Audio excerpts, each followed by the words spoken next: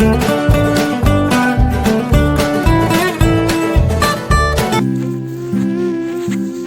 children, how are you all?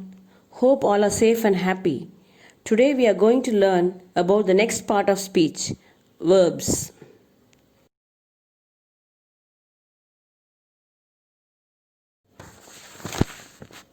What are verbs? They describe the action or state of being of the subject. All action words are called verbs.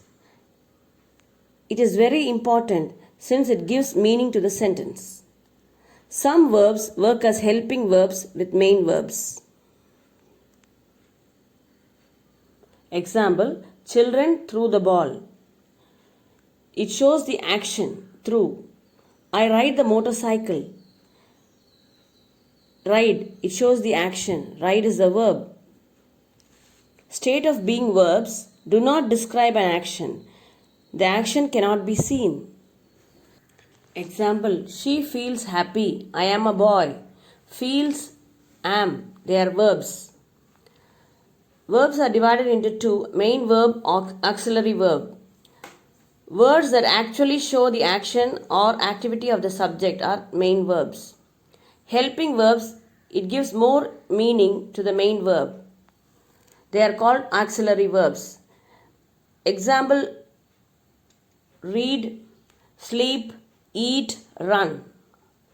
For auxiliary verbs, examples is, has, do, did, will, shall, can, could, may, might, have, had, etc.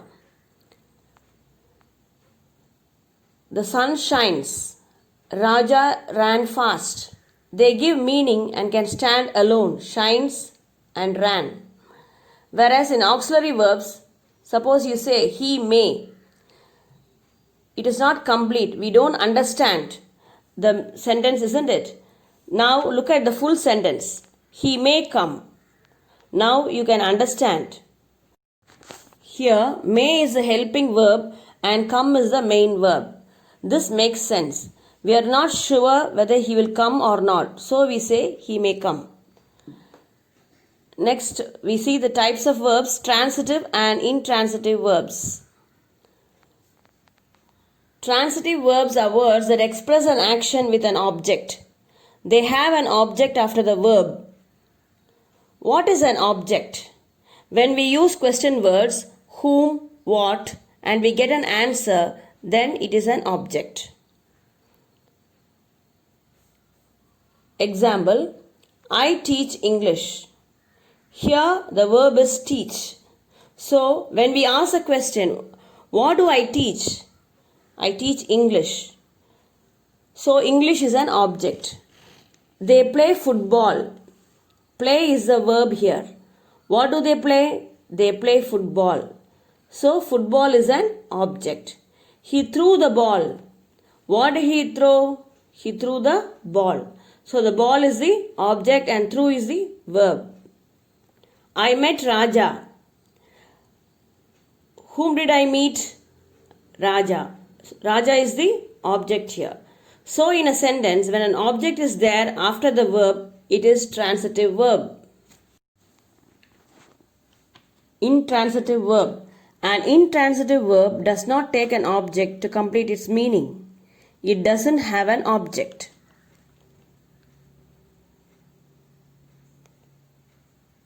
Example, he played. He ran fast.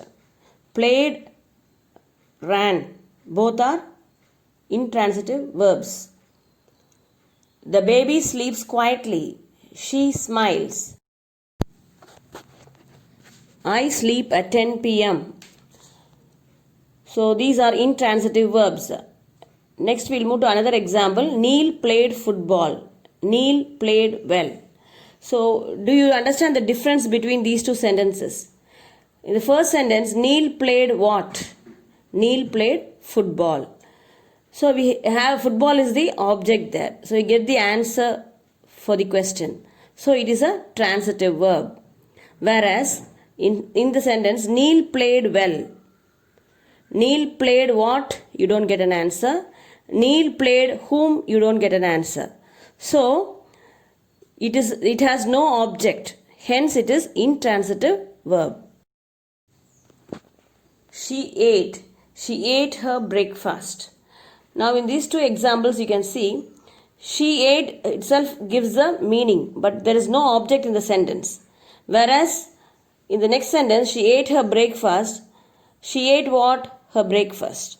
So, we get an answer to the question. So, it is a transitive verb because it has an object. Some intransitive verbs: come, go, sit, stand, sleep. We call these intransitive verbs because we can't use objects after these words. So we call them as intransitive verbs.